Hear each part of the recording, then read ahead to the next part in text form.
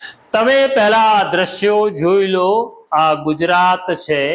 અહીંયા રસ્તા ઉપર માણસો પડ્યા છે, એમ્બ્યુલન્સ આવે છે, પોલીસ છે, લોકોના ટોળા છે। જોયા તમે આ દ્રશ્યો? તમને એવું લાગતું હશે કે આ બિહારનું દ્રશ્ય છે। આ બિહાર નથી, આ ગુજરાત છે। અને ગુજરાતમાં કાયદો અને વ્યવસ્થાની સ્થિતિ કેવી છે તેની આ વાત છે। વાત બનાસકાંઠાના ભાભરની છે।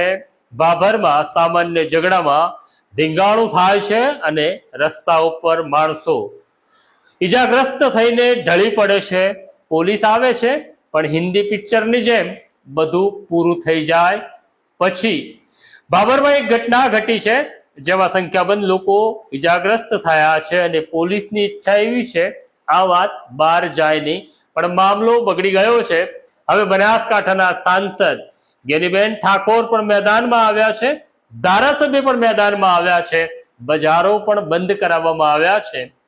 શું છે આ ઘટના અને શું થયું આ ઘટના પછી, તે બધી જ વિગત અમારા બનાસકાંઠાના સંવાદદાતા દિનેશ ઠાકોરનો આ ખાસ અહેવાલ તમે જુઓ। વૈષ્ણવજન તો તેને કહીએ જે પીડ પરાઈ જાનાને રે। બનાસકાંઠા જિલ્લામાં કાયદા અને વ્યવસ્થાની સ્થિતિ ખાડે